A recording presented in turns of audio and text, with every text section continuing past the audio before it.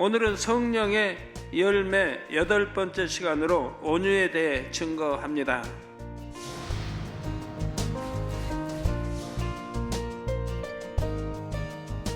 사전에는 온유가 성격이 온화하고 부드러움이라고 나옵니다. 온화하고 부드러운 사람을 온유라고 하지요.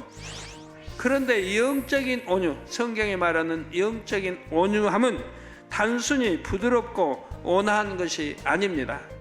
지혜가 있고 옳고 그름을 분별할 수 있지만 악한 감정이 없으므로 모두를 이해하고 품어줄 수 있는 부드러운 마음이지요. 곧 온화하고 부드러운 성품에 덕이 겸해져 있는 것이 영적인 온유입니다. 덕이 겸해져 있는 것. 덕이 있으면 항상 유순하기만 한 것이 아니라 반듯하게 치리해야 할 때는 이음을 가지고 치리할 수가 있습니다. 온유한 사람의 마음은 솜털같이 포근합니다. 푹신한 솜털에 돌을 던지거나 바늘로 찔러도 솜털은 소리 없이 감싸버리죠. 이런 것처럼 상대가 자신을 어떻게 대한다 해도 온유한 사람의 마음에는 걸림이 없습니다. 걸려도 순간에 불과한 거예요. 순간에 불과한. 당연히 걸릴 수밖에 없는 것도 순간에 불과한 것은 바로 이해해버리기 때문에, 상대의 마음에 대해서 이해해버리기 때문에 그 걸림이 오래가질 않아요. 방금 그냥 해소해버려요.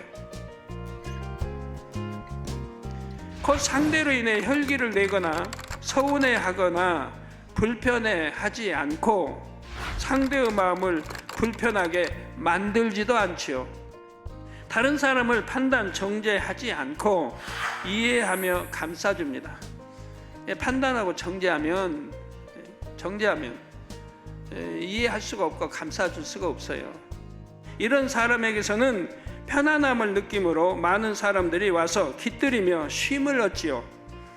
마치 우라만 나무에 가지가 무성하면 새들이 그 가지에 깃들여 보금자리를 짓고 쉼을 누리는 것과 같습니다. 마태복음 5장 5절에 보면 온유한 자는 복이 있나니 저희가 땅을 기업으로 받을 것이며 하셨습니다. 여기서 땅을 기업으로 받는다는 말은 이 유구 세상에서 땅을 받는다는 것이 아닙니다. 육의 땅 아무리 많이 받으면 뭐합니까?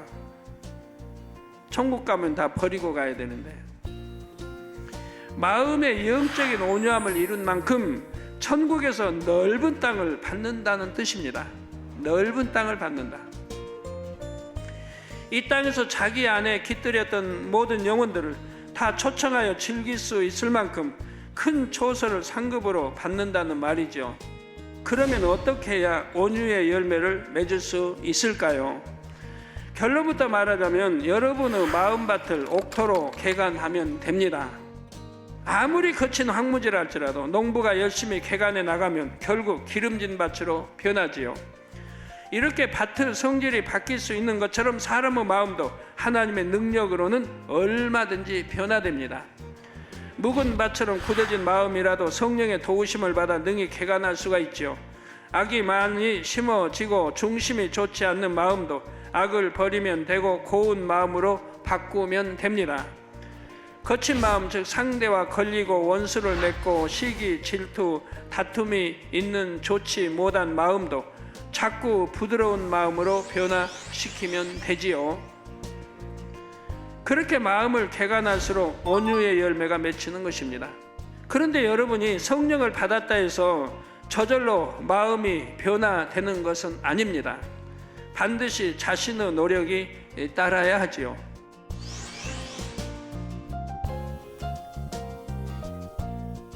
쉬지 않고 불같이 기도하며 범사에 어찌하든 진리로 생각하고 진리로 말하고 진리로 행해 나가려고 애써야 합니다. 몇 주, 몇 달 하다가 포기하는 것이 아니라 끝까지 굳은 의지로 마음을 지켜야 하지요. 이런 의지와 노력이 있을 때 하나님께서도 그것을 보시고 은혜와 능력을 주시며 성령님도 도와주시는 것입니다.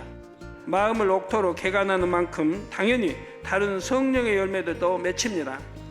그러나 특별히 온유는 마음밭을 개간하는 것과 더 밀접한 관련이 있습니다.